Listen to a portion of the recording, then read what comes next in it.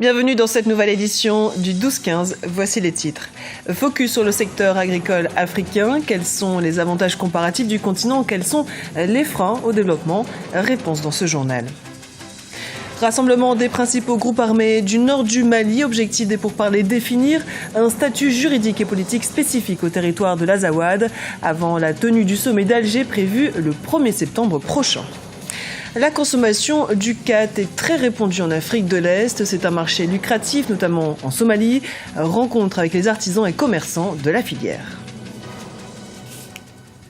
Le secteur agricole emploie près de 6 habitants sur 10 sur le continent africain et produit jusqu'à 40% des recettes à l'exportation. Une aubaine pour les investisseurs, mais de nombreux défis restent encore à relever pour rendre le secteur plus compétitif, comme nous l'explique Ibrahim Djindjaï. L'agriculture africaine est en nette amélioration. Le secteur agricole mobilise de plus en plus les responsables politiques du continent qui veulent accélérer sa mécanisation et la transformation locale des produits agricoles. Cependant, des obstacles persistent. Ils ont pour nom insuffisance des investissements ou encore les aléas climatiques. L'investissement dans le secteur agropastoral permettra non seulement d'assurer notre autosuffisance alimentaire, mais également de créer plus d'emplois durables, d'augmenter la valeur ajoutée de nos produits et de rendre la croissance plus inclusive au profit des jeunes et des femmes en milieu rural. Cependant, l'agriculture et le pastoralisme font face à des aléas dont le plus pesant reste le changement climatique. Les populations du continent doivent développer une plus forte résilience et s'adapter résolument aux nouveaux contexte. Un environnement pour le moment hostile à l'activité agricole dans de nombreux pays du continent. Pour le président de la République islamique de la Mauritanie et président en exercice de l'Union africaine, Mohamed Ould Abdelaziz, un investissement dans le secteur agricole permettrait au continent de faire de ce secteur un véritable levier économique. La transformation de l'Afrique dans la vision pour 2063 appelle des investissements lourds et une meilleure orientation des fruits de la croissance pour réduire conséquemment la pauvreté.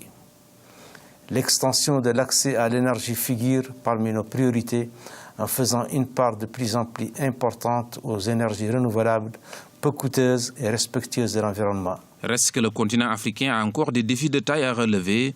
Parmi eux, la mise en place de vraies politiques régionales agricoles, le développement des infrastructures et la création de marchés régionaux d'écoulement des produits agricoles.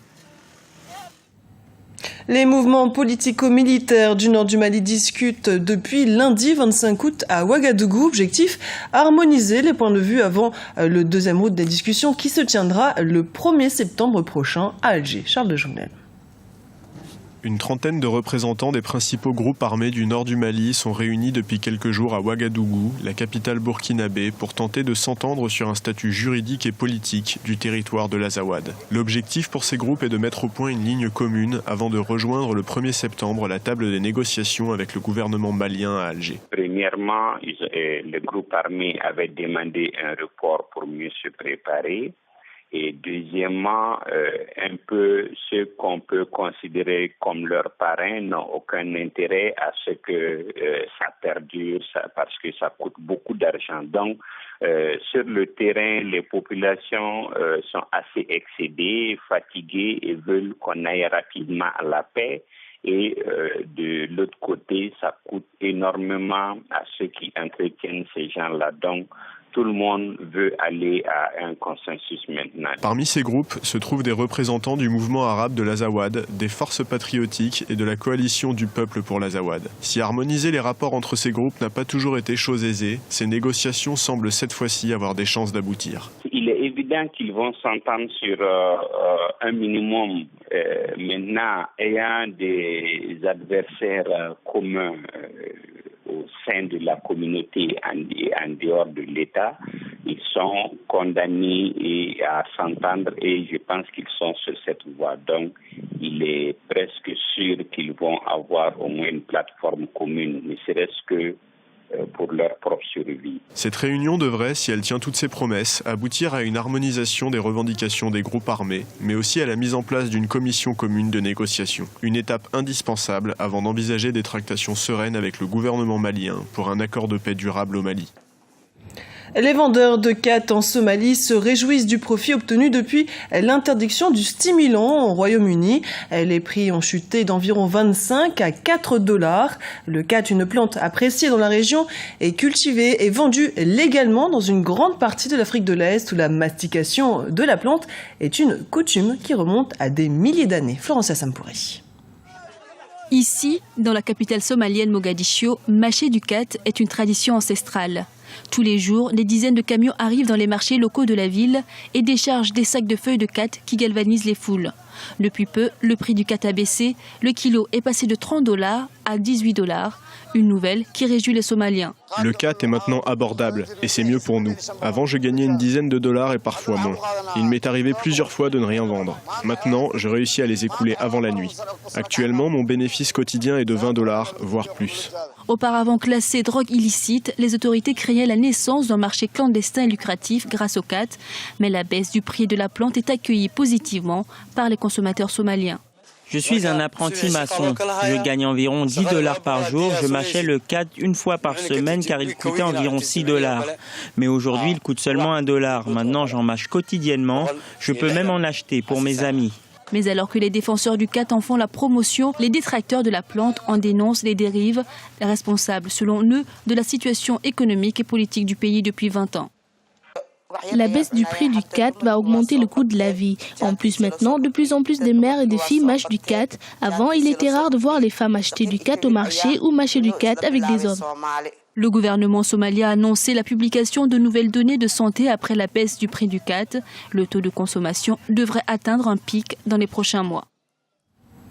Confrontées à la propagation du virus Ebola en Afrique de l'Ouest, les autorités footballistiques continentales font face à un véritable casse-tête.